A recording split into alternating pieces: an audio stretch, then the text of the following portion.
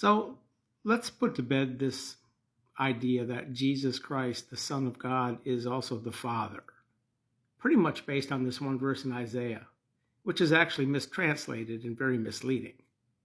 Well, here it states that the Son is the Father of the testifying time, which has a context, where testifying time here from the Hebrew ad is mistranslated everlasting.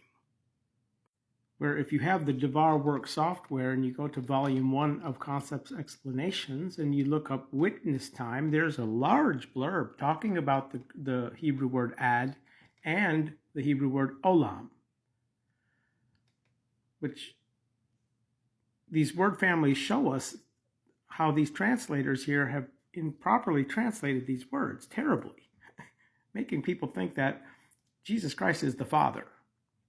That is the Father Most High God, the El Elyon, when he's not. He's the Son.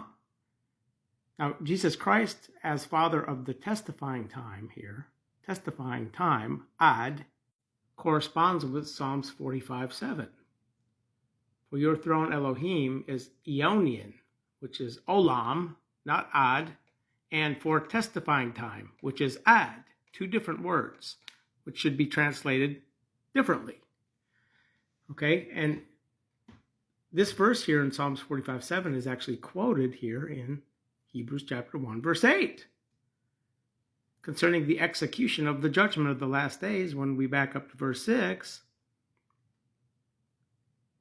the aforeborn is the Son here, according to his again coming. This is the second coming, Hebrews 1:6.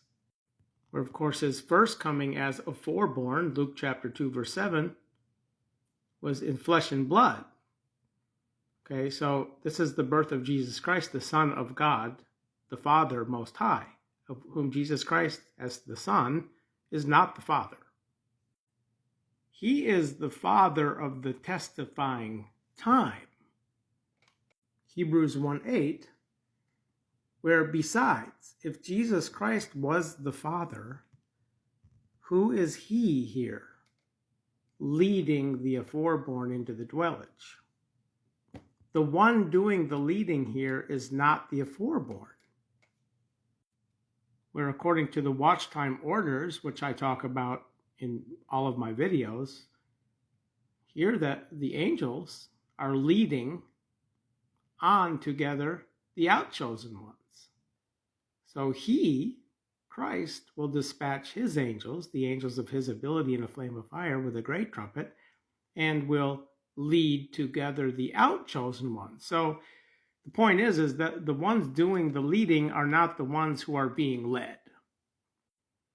This is why Jesus Christ is not the Father leading himself into the dwellage. The Father, as head of Christ, is leading the aforeborn into the dwellage. When the angels are made as officiating spirits, each in their own order, who also lead together. Harvesters, or the harvesting ones who take reward, are angels, who will lead together fruit into Aeonian life.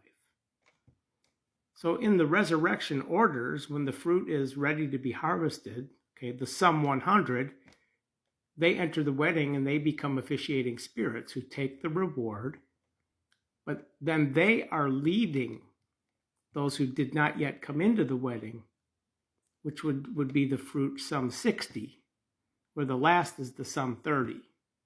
3 orders. But the point is that those who lead others are not the same as them. Just as he is not the one leading the aforeborn. They're two different beings. Okay? Just like we who are one body but many members. And even the unclean spirits understood this, where in the New Testament, the Most High is the Hebrew El Elyon, or the uppermost. Okay, so they were crying, you Son of the God, the Most High. So Jesus is the Son of the Most High, not the Son Most High. Where in John 10:34, Jesus told the Pharisees, is it not written in your law, he's using the first person personal pronoun, I say to you, you are gods. When did he say that to them? Well, he said it to them through David, before Jesus Christ came into flesh and blood. When Jesus Christ, as the Word, was the God of Israel, the El of Israel. I spoke, you are Elohim, and sons of the uppermost. So he's not referring to himself as the uppermost here. Right? Jesus Christ as the Word, John 1:1, when he was toward the God, he was toward the uppermost, and then he also was God, which in the Hebrew is Elohim.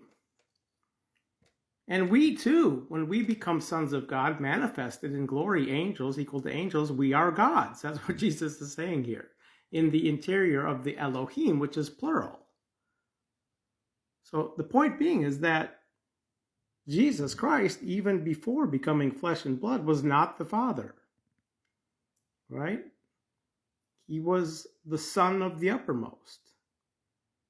He was the origin of the origin, which I talk about in this video at my YouTube channel, Revelation Questions, if you're interested. Where in the Old Testament, we see that there are two origins. There is a masculine origin, and there is the feminine origin, who is the Word of John 1:1. Here in the origin is a feminine origin. Was the Word Jesus Christ before becoming flesh and blood, and the Word was toward the God, who is the Father, Most High, uppermost El Elyon, and the Word was God. There's two gods being represented here, of which in the origin is the feminine origin of Genesis 1:1. In the origin, Reshith, feminine, Elohim created the heavens and the earth. Looking backwards, which became this, we're in the present heavens and earth.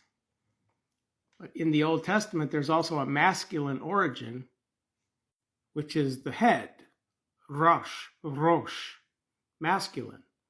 The head of your word is truth. Psalms 119, 160.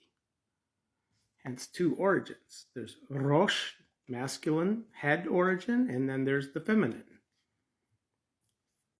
We're finally in relationship to us as an origin out of Christ, the head of us, the body, the right hand, which Christ is the from origin of the resurrection.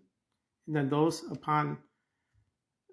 who are of Christ in his presence will be origin beings out of our head, Christ, gods.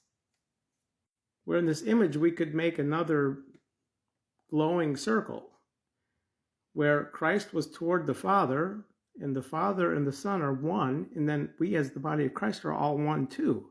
But we are origin beings. We are separate beings, entities, but we're all one spirit. So that's what, when God is one, doesn't mean there's only one God, the Father. When a man cleaves to his wife and becomes one flesh with them, they're not one being. They're two separate beings still. So again, Jesus Christ was not the Father. He was the Son.